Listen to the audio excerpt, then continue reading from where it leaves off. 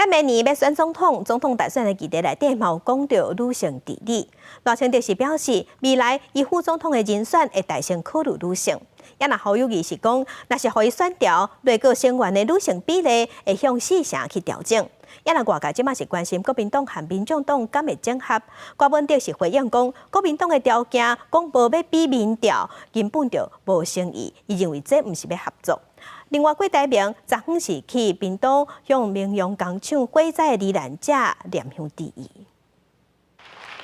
总统大选的重点放伫女性治理政策，国民党的侯友宜、民众党的郭文哲、民进党的赖清德下晡先后参加论坛，发表20分钟的演讲。不过，三个人就答的时间拢无拄到王外见王，对妇女团体提出对高女性的比例。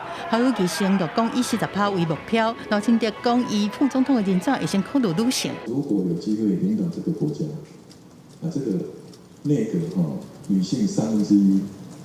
以上的这个比例是我们的目标，我也会希望未来的我副总统人选会优先考虑女性。我从第一天当新北市市长，我的小内阁就是1/3，当到现在还是1/3。我希望有一天能够推到40%。是你的副手在里面吗？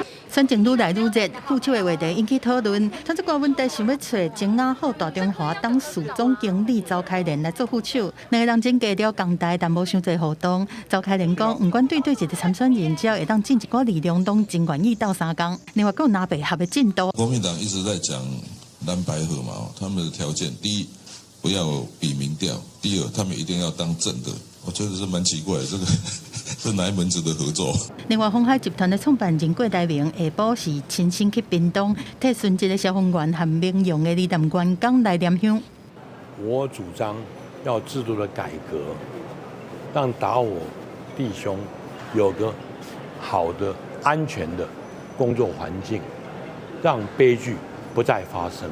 对民用大火，英灵基金会嘛捐3600万，帮助受伤的人后边的医疗、生活和提供罹难者的家属经济支持，希望是适当的帮助。大家人发200万的慰助金，其他的伤亡认定等，就予屏东县政府社会救助金专户来核定。记者综合报道。